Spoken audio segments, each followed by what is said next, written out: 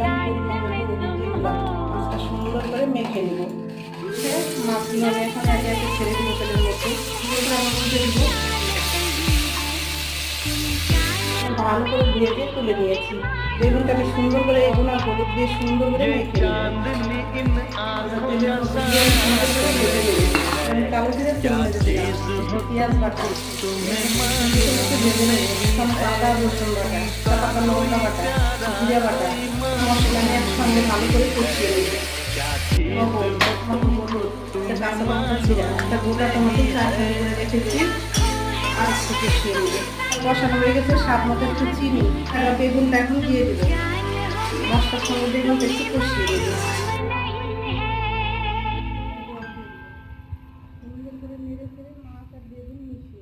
তরকারিটা আমার বেগুন দিয়ে রান্না রেডি হয়ে গেছে।